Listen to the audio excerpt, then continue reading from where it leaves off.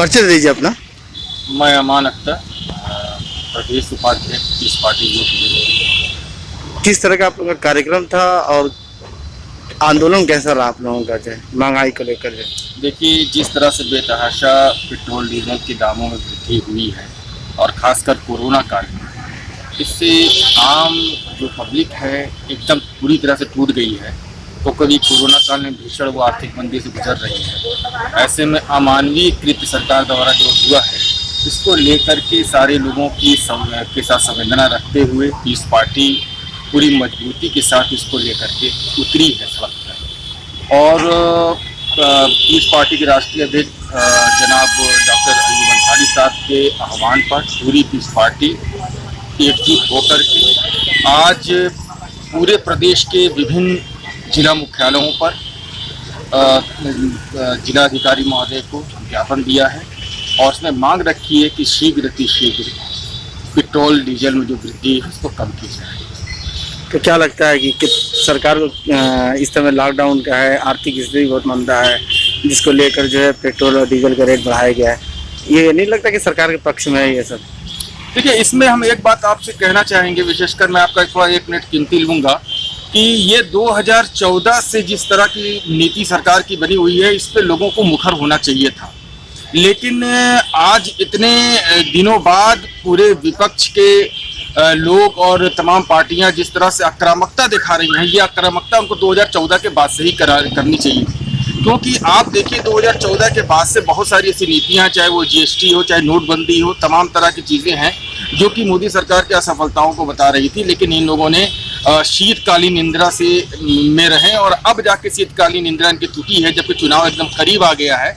तो ठीक है, लेकिन ये जो है करना चाहिए। लेकिन मैं इस पर एक बात पे आपका ध्यान आकर्षित करना चाहूँगा कि वो ये कि सिर्फ जो मोदी सरकार ने पेट्रोल डीजल में वृद्धि कर दी, ये बहुत बड़ा खतरा नहीं है। ये बहुत बड़ी बात मैं नहीं मानता हूँ। मैं कहता हूँ कि जो सांप्रदायिकता की लकीर और नफरत की लकीर पूरे देश में खींच दी है, इससे अगर आप गंभीरतापूर्वक लड़ेंगे तब जाकर कुछ होगा। क्योंकि ये सांप्रदायिकता की जो लकीर है, जो नफरत की लकीर है, ये सिर्फ मोदी सरकार की देन नहीं है।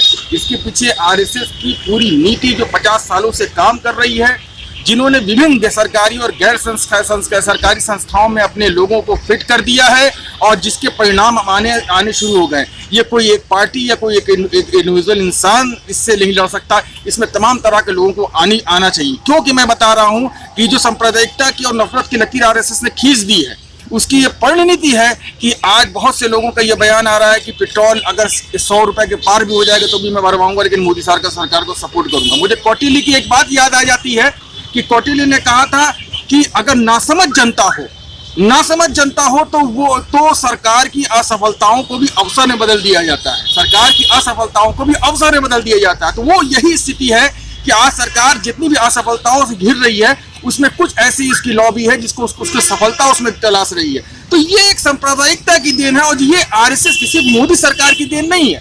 ये सिर्फ मोदी तो एक मुखौटा है और तमाम तरह के ऐसे नेता है जो आगे में प्रयोजित किए जाएंगे, लेकिन इसके पीछे आरएसएस है। और मैं ये कहना चाहता हूँ कि इस वक्त इससे भी लड़ने की बहुत ज्यादा गंभीरतापूर्वक जरूरत है, जो कि नहीं दिख रही है। क्या कहा जाएगा कि लॉकडाउन कहा जाएगा सफल है? आज जो है जिस हिसाब से जो है मरीजों की संख्या बढ़ती जा रही है, लगभग 5.5 लाख के करीब होने वाला है। मैं यही कह रहा था महोदय कि ये असफलताओं को अवसर में बदलने की स्थिति जब जनता नासमझ हो, नासमझ इसलिए है कि जब उसको सांप्रदायिक कर दिया गया है एक तरह से सरकार ने। अब देखिए लॉकडाउन की स्थिति कि जब लॉकडाउन आपको लगाना था तब आपने गंभीरतापूर्वक उसको नहीं लगाया। अब जब नहीं लगाना था, उन लोगों को थोड़ा मौका देना था प्रवासी भारतीयों को जाने के लिए, वो आपने नहीं किया, आपने एकाएक लगा दिया। तमाम तरह की विफलताएं, मैं इस पर कोई तवज्जो नहीं करना, मैं बहुत ज़्यादा देना चाहता। मैं क्या चाहता हूँ, गंभीरतापूर्वक आज तमाम लोगों को सड़कों पर आना पड़ेगा और सांप्रदायिकता की जो लकीर खींच दी गई है, इसके खिलाफ मुत्तहिद होना पड़ेगा। और मैं अपने मुस्लिम भाइयों से भी एक अपील करूँगा कि सिर्फ मोदी विरोध से कुछ नहीं होने वाला, सिर्फ अमित शाह के विरोध से कुछ होने वाला नहीं है। क्योंकि अमित शाह और मोदी को बनाने वाली जो पीछे संस्था है जिसने पूरे भारत में सांप्रदायिकता घोली है, इसके खिलाफ पूरा मुत्तहिद होकर के हम लोग को आना पड़ेगा, उजागर करना पड़ेगा।